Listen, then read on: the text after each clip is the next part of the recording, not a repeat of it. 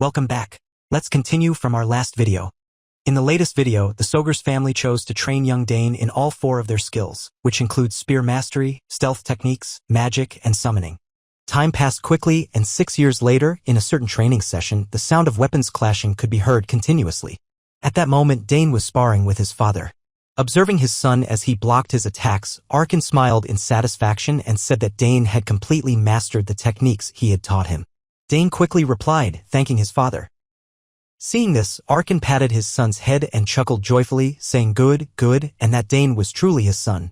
At the same time, from a distance, a young man dressed like a butler approached, holding a spear. He announced that he had brought it. Arkan exclaimed, as if remembering something, that it was right on time. Dane, confused, asked his father what it was. Arkan explained that it was Dane's birthday gift, saying he had been going to give it to him at his birthday party but wanted to give it to him now instead, telling him to take it as he had been preparing it for 2 years. It was a spear crafted by a famous artisan from the capital. Arkan wished Dane a happy early birthday with a joyful smile as he handed the spear to him.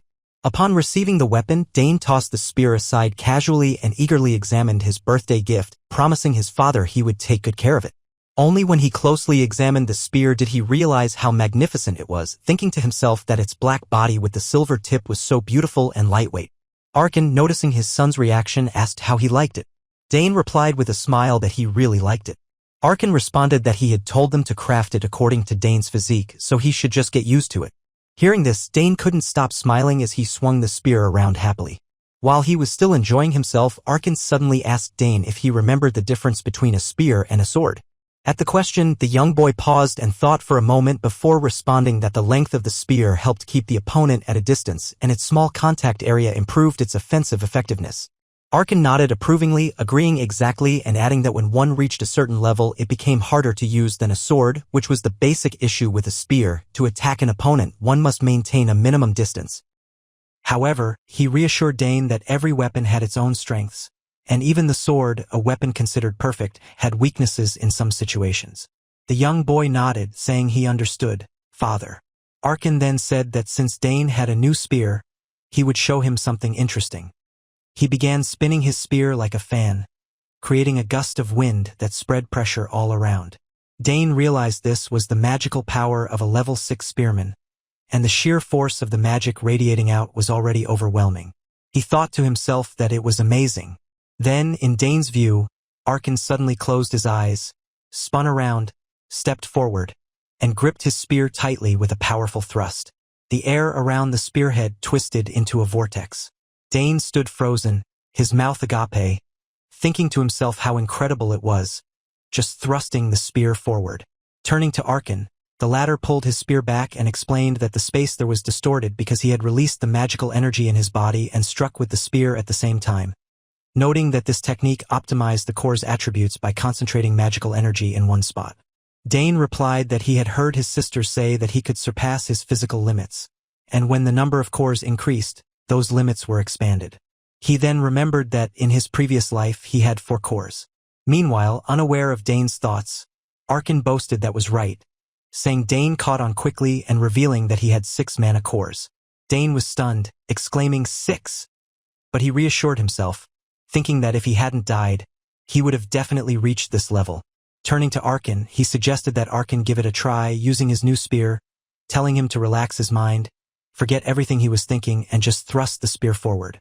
Dane responded, "Yes, father." He then followed his father's advice, taking the stance to strike with the spear, while his mind wandered, recalling that in his past life, after realizing his talent in swordsmanship, he had lost interest in spears and only used them as a backup.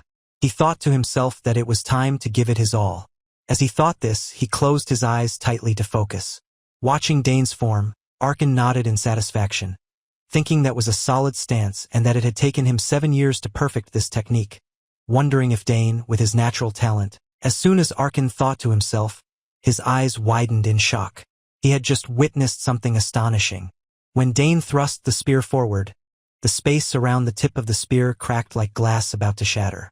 Amazed, Arkan asked how Dane had done that, adding with a laugh that he was truly surprised. Dane, not hiding anything, openly shared his thoughts, explaining that when he thrust the spear, he focused the mana at one point and transferred it into the spearhead, and when the force hit the tip, he cut off the flow.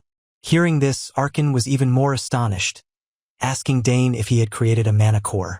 Dane nodded, explaining that when he was reading the book on creating mana cores, he had tried practicing it and fortunately succeeded, adding confidently that though the truth was, with his knowledge from his past life, creating a mana core wasn't too difficult for him. In fact, he had created one while inhaling mana earlier. Arkin was still in disbelief, asking if Dane had created a mana core while reading a book, exclaiming that it seemed like their family had truly produced a genius. He confessed that he could feel it when Dane was little, but now he could say it for sure, predicting that Dane would one day become an extraordinary warrior and that he would amaze him even more in the future. Dane silently smiled to himself, while Arkin, despite his pride, was starting to worry if his son could really become a summoner, assassin, spearman, or mage. Time quickly passed, and now it was Dane Sogres' 7th birthday celebration. The Sogres family gathered, and the party was full of distinguished guests from various noble families. Among the guests was someone familiar from Dane's past life, someone who had once taken him to sell salt. A familiar voice called out, "Haha, Arkin, it's been a long time." Arkin turned around, smiling, and greeted the person, Duke Bout, asking how he had been lately. Bout waved his hand dismissively, smiling, saying there was no need to be so formal and to just talk like usual. The voice belonged to Bout Thermion, the head of the most powerful family in the alien empire, the Thermion family. Turning toward Arkin at this moment, the uncle quickly rushed toward Bout and whispered that a lot of people were watching them and that he would act normal later. Bout chuckled, saying whatever he wanted, and then turned to ask where that kid was. Hearing this, Arkin also turned to call for his son, telling Dane to come there and greet Duke Bout. Dane thought to himself that it was Duke Bout and that he hadn't expected to run into him here, recalling the face of the man who had defeated him in his past life. Afterward, when Dane was brought before Bout, the uncle nodded and said so this was the kid Dane, the son he always bragged about. In response, Dane calmly greeted him, saying his name was Dane Sogres, sir. Even though on the outside he was polite, inside he couldn't help but feel a bit frustrated, unable to suppress his anger when he met the man again. "It's an honor to meet you, Duke Thermion," Dane said, slightly bowing as he greeted respectfully. Seeing Dane's actions, Uncle Bout burst into a hearty laugh, saying Dane was well-behaved and that it seemed like he never gave Arkin any trouble, asking if he was learning the spear technique just like Arkin. Arkin nodded, admitting that was right. At the same time, a little girl walked up to the group and politely greeted, "Hello, Count Sogres, my name is Layla Thermion, it's an honor to meet you." This red-haired girl was Layla Thermion, the youngest daughter of Duke Thermion. After calling the two children over to greet them, the two fathers sent them away. Then, as if thinking of something, Arkin turned to ask how Bout's wife had been lately. In response, Bout's face grew a little sad as he said he had tried everything, but there was still no progress. Arkin offered some words of comfort, saying Bout had worked hard and that he was sure his wife would get better. However, Bout knew that these words were just a form of soothing, and he also reminded Arkin that if he suddenly didn't see him around, he hoped Arkin would understand, as he would have used magic to quickly return to the capital. Then Bout turned his gaze around and asked where that boy Dane was. As he spoke, he looked around with his eyes and without hesitation praised Dane, saying the kid was quite sharp and that he wanted to talk to him a bit more. Arkin replied that he didn't know either and hadn't seen Dane around. Just then, as Duke Bout glanced out the window, he noticed that at some point, the two children had made their way out into the garden and smiled, noting that it looked like the two little ones were bored of the party. Meanwhile, as Layla walked around the garden with Dane, she suddenly smiled and shared openly that she didn't really like following her father around everywhere, but now she was happy she had come with him. After saying this, she looked at Dane and seemed to ponder for a moment, thinking that, under the moonlight, he looked even more handsome. On the other side, Dane, hearing her words, smiled and replied that was great, adding that their territory was a very beautiful and peaceful place. He smiled, but his response seemed to bring up some unpleasant memories for Layla. She said it seemed like that was true, but there was always something going on in Thermion every day. The nobles came to meet her father, and sometimes even the royal family showed up. Every time she had to go greet them, and she really hated it, preferring simple clothes and sword fighting, Layla said, sounding frustrated. It seemed like the constant noble greetings had made a young child mentally exhausted. However, Dane wasn't too focused on this. What caught his attention was Layla's interest in sword fighting. He thought in surprise that she also practiced sword fighting. Returning to Layla, feeling a bit awkward, she turned back and asked what about him. He replied that he liked both places, saying it wasn't as lively as the capital, but every day he looked forward to training with the spear. Dane expressed his thoughts, which made Layla a little surprised. "The spear?" she involuntarily exclaimed, but after recalling Dane's identity, she quickly understood. "Ah, right, I forgot the nickname of Count Sogres is the Green Tornado. I've heard my father talk about how talented you are." Layla paused for a moment and then turned to ask Dane if he wanted to join the academy. In response, Dane simply shook his head slightly, saying no, he wasn't training with the spear for that reason. Then why? Layla asked, surprised, questioning if training for joining the academy wasn't the usual goal, and quickly adding that getting accepted was quite difficult, you know. At this point, Dane became a little embarrassed, scratching his cheek as he answered that he wanted to train so that when he did get there he could do even better. Layla was truly surprised by his answer and paused for a few seconds, asking what if he failed then. Dane shrugged and said he would just try again, and if he still failed he would consider that path wasn't meant for him, he replied, scratching his head, thinking he might not be taking things seriously enough. This person voiced their disbelief, questioning if he wasn't afraid of disappointing his family. Dane simply mumbled a negative response, which prompted Layla to look at him with a hint of envy. She confessed feeling jealous because in her family, failure was viewed as something shameful. However, she quickly dismissed her own statement with a wave of her hand. Seeing Layla act so much like an old person made Dane feel a little pressured. He mused to himself, surprised that Layla would worry about such things. Sighing, he then asked Layla why she was like that, noting that she seemed really good at many things. Upon hearing Dane's words, Layla's eyes sparkled with joy, and she eagerly inquired if he truly thought so. She then asked if he would be willing to take a look at her swordsmanship. Dane, clearly confused, repeated her question about her swordsmanship. Layla affirmed with a smile, and seeing her expectant expression, Dane, though not entirely keen, agreed to watch, but only for a little while. On the other side, Layla couldn't contain her excitement at Dane's agreement and immediately turned to ask where her training ground was, suggesting they go there. She paused for a moment, wondering if it was all right. Time quickly passed, and the scene shifted to the training ground where Dane often sparred with his father.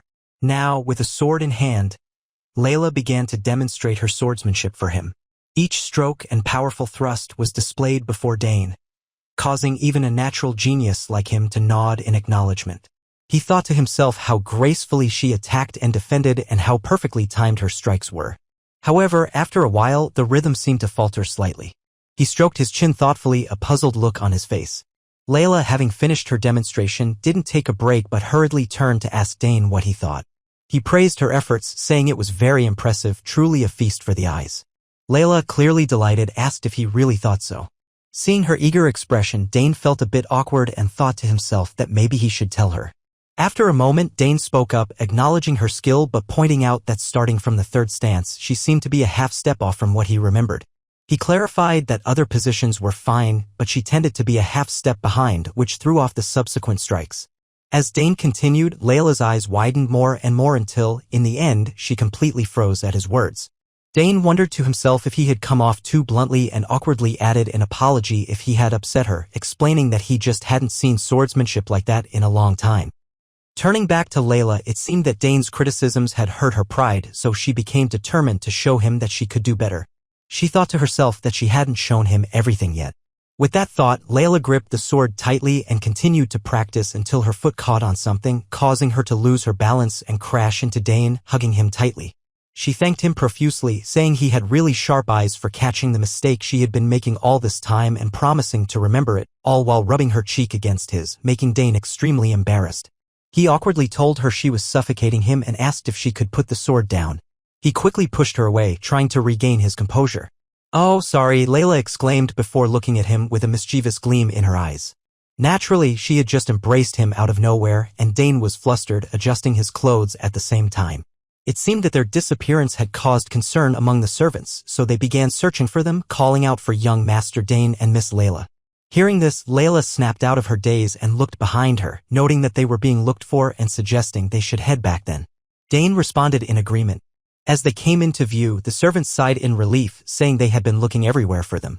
The scene shifted to the main banquet hall where the most important part of the party was about to begin.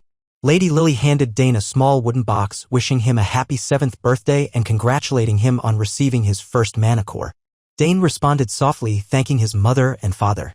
As he opened the gift from Lady Lily, he was slightly surprised to find a brooch, just like the ones the other girls always showed off. Lady Lily smiled and told him to keep it safe, explaining that this brooch would serve as a symbol of his honor and status.